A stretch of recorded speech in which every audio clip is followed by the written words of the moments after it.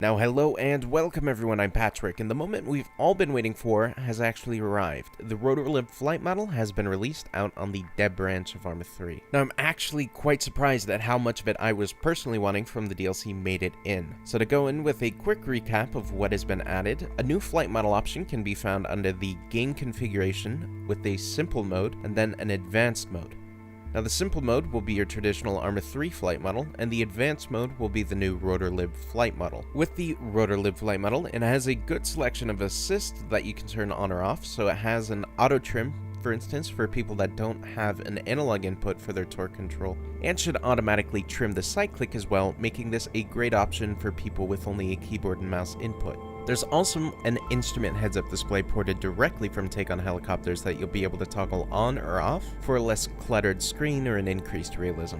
Now BIS has stated that they're trying to find a better way of implementing this, however, I personally think it's fine for the moment. Now I personally recommend you consider using it due to the original heads-up display with your airframe integrity not being accurate. So currently it's displaying your airframe integrity inaccurately. However, on the new heads-up display, that's not a problem. Next is a wind simulation that you can toggle. When enabled, the wind will be constantly moving directions and will end up affecting the flight path as you fly. Now another side note for all helicopter enthusiasts and even real helicopter pilots out there, I can confirm that LTE is not in the game as far as I've tested.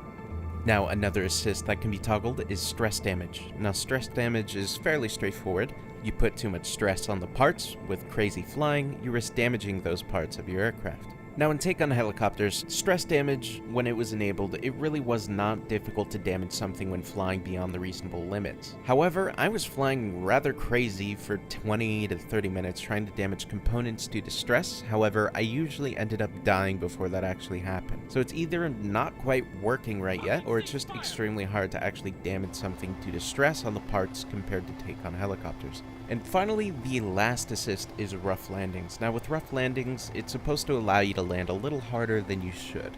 However, from what I've tested, it's really not that different on or off. Now I can't say that I didn't notice a difference whatsoever between on or off, but it's so minimal that I feel like, I feel like people should at least give it a chance with it off, because really it's minimal. Now let's go ahead and get to the actual gameplay. Now if you played Take on Helicopters and Arma 3 both, it's really the easiest way I can put it is that it's about 2/3 Take on Helicopters, 1/3 Arma 3. Now the torque control is less aggressive and easier than it is in Take on Helicopters. However, it's still much more responsive than anything we have in Arma 3 currently. Now Collective is almost exactly the same as Take on Helicopters, being extremely responsive and aggressive, unlike Arma 3's Collective control.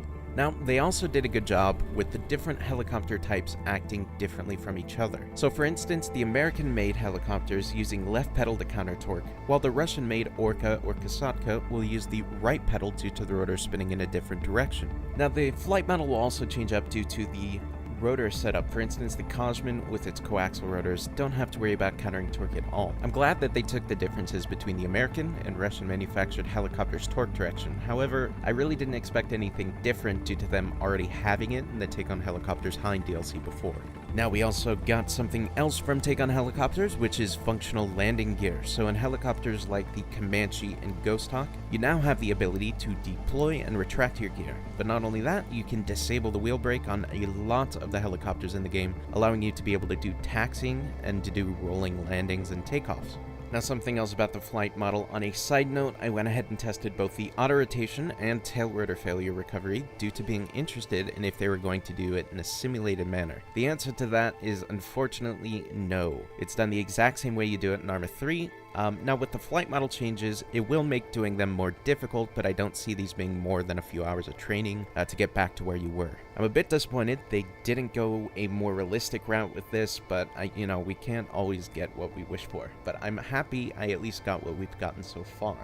Now comparing this to the original Arma 3 flight model, with my proper control setup and previous practice, on a scale of 1 to 10 on how much more difficult it is than Arma 3, 1 being Arma 3, 10 being take on helicopters, I would rate it as a 5. As challenge, it's a huge improvement, however, it's nowhere near the difficulty to take on helicopters or DCS in my opinion. Now in my eyes, it's actually in a kind of Goldilocks spot right now, meaning it's not too easy like it was in Arma 3, and it's not going to be intimidating for a community to switch over to. This should allow veteran Arma pilots to have an increased difficulty and realism we are asking for, while also knowing we'll be able to perform in a manner that's combat effective.